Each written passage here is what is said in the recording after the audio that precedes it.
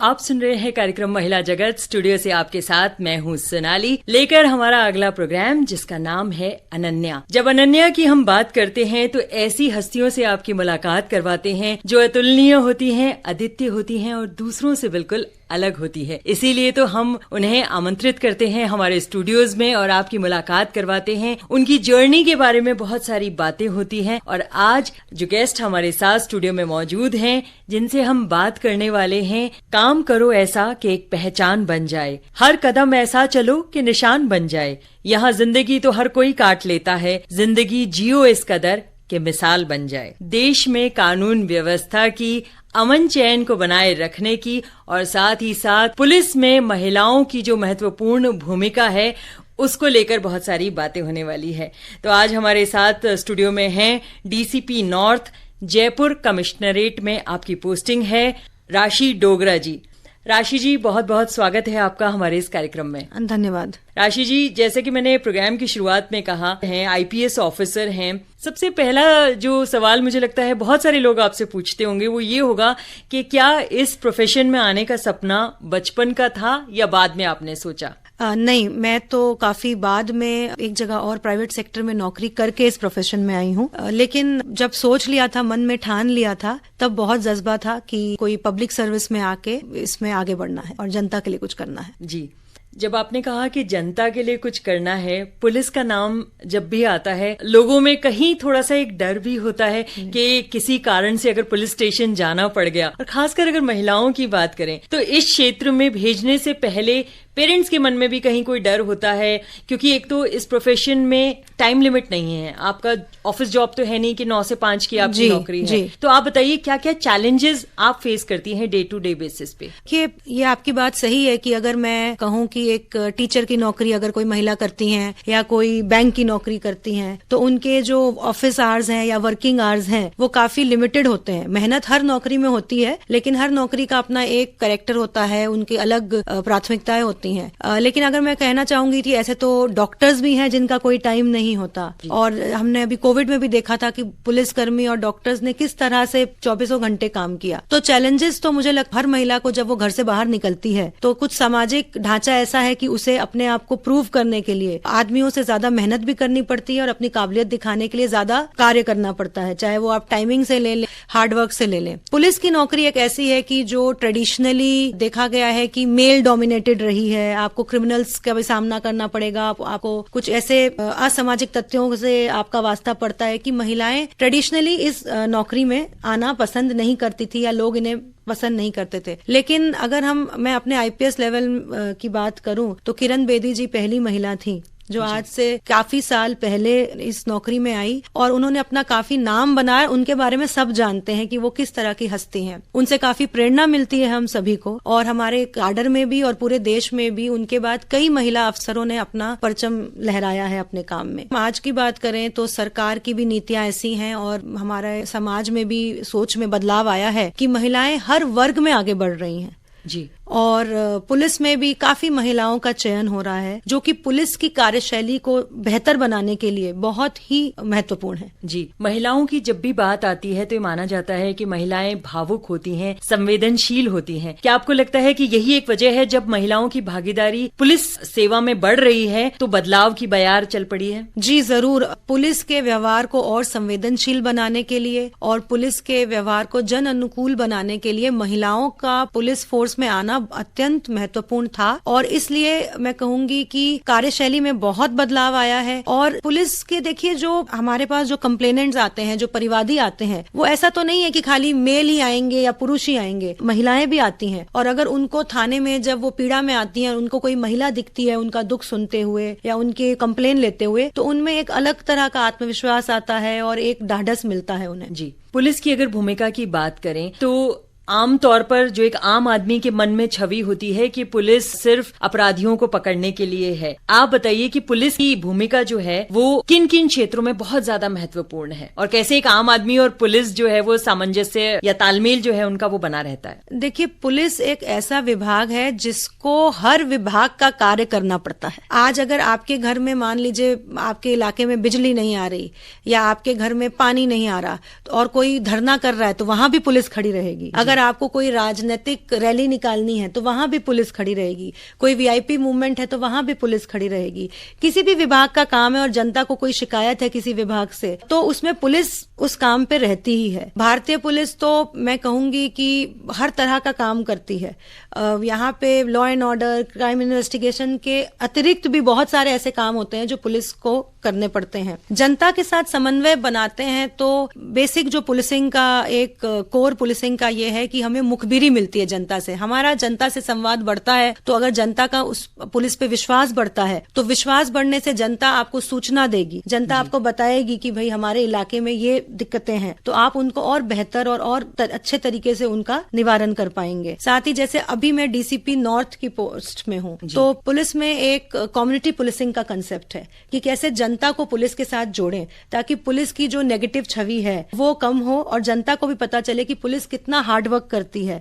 तो हमारी शांति समिति की मीटिंग्स होती हैं, हमारी सीएलजी मीटिंग्स होती हैं जिसमें हम हर त्योहार से पहले हर समुदाय के लोगों के साथ मिल के आगे काम करते हैं। जी, तो ये तो बहुत सारे नए नए आयाम आपने बताया कि पुलिस की जो भूमिका है वो अलग अलग बहुत सारे विभिन्न क्षेत्रों में है। अगर आपसे ये जानना चाहें कि महिला थाना के बारे में बहुत सारी जागरूकता है, लोगों को पता है कि महिला थाने होते हैं, पर अब जो एक महिला हेल्प डेस्क की शुरुआत की गई है सभी थानों में, उसके बारे में जानकारी चाहेंगे आपसे।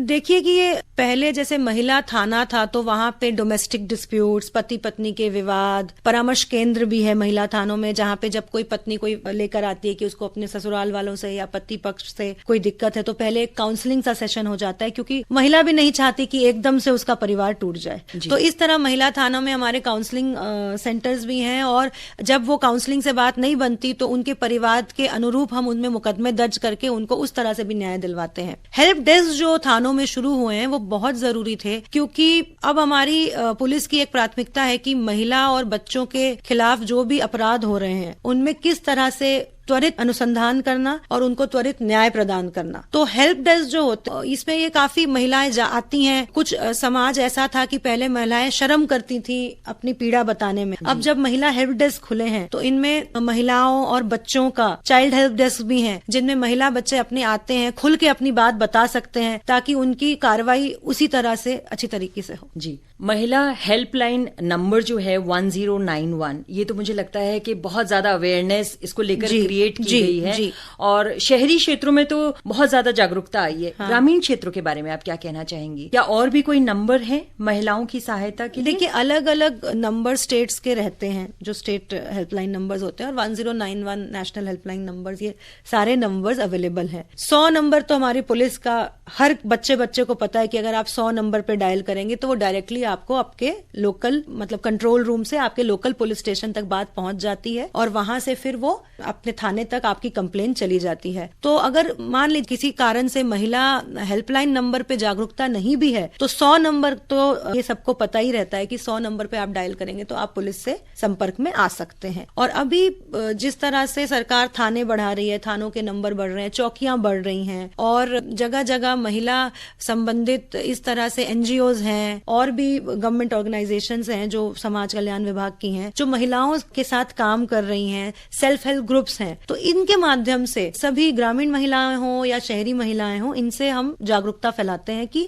कानून क्या क्या है। हम भी जगह जगह जाते हैं और जैसे मैं इससे पहले डूंगरपुर जिले में थी तो हमने राजीविका की महिलाओं के साथ और पीडोमाडा की महिलाओं के साथ हमने सेशंस किए कि भाई महिला अपराध क्या क्या होते हैं, इनमें क्या क्या कानून है और आप कैसे पुलिस की सहायता ले सकती हैं अपना बचाव करने के लिए। जी, बातें तो बहुत सारी हो रही हैं आपके काम से जुड़ी हुई और जागरूकता से जुड़ी हुई। आपसे ये भी जानना चाहते हैं कि महिला जो कैदी होते हैं जो कोई न कोई अपराध करके सजा काट रहे हैं, उन कैदियों उनके हितों के लिए क्या कार्य किए जाते हैं? देखिए, जो हमारा प्रिजन सिस्टम है, जो हमारा कैदियों का सिस्टम है वो अलग है। पुलिस विभाग मतलब उसमें डीजी पुलिस बैठते हैं, उसमें डीजीपी साहब बैठते हैं, डीजीपी सर, और ये एक अलग डिपार्टमेंट है। और यहाँ पे काफी वेलफेयर स्कीम्स जो महिला अपराधी हैं जो जेल में हैं, जो किसी भी कारण से आपकी सजा काट रही हैं, उनके लिए काफी वेलफेयर स्कीम्स चलती हैं उनके मानसिक संतुलन के लिए, उनके फिजिकल डेवलपमेंट के लिए एक्सरसाइजेज, योगा सेशंस, और काफी जो अपनी बड़ी जेल्स हैं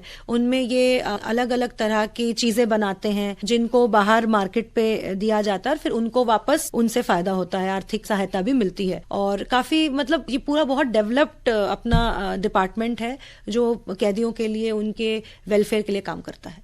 जी, कुछ समय पहले मीडिया में ये न्यूज थी कि एक महिलाओं की सुरक्षा के लिए, जैसे छेड़छाड़ को रोकने के लिए, ईव टीजिंग जैसी घटनाओं को रोकने के लिए, उनके लगाम लगाने के लिए एक महिला स्क्वाड तैयार की गई। जी। तो उसके बारे में जानना चाहेंगे। देखिए, जब निर्भया वाला प्रकरण हुआ था तो पूरे देश में महिलाओं को लगा कि कानून भी नए बने और सख्ती भी और आई कि इस तरह से एक डेवलप्ड नेशन में कैसे ऐसा हो सकता था, और अगर ऐसा हुआ है तो और हम क्या सुधार कर सकते हैं कि महिलाएं सेफ फील करें।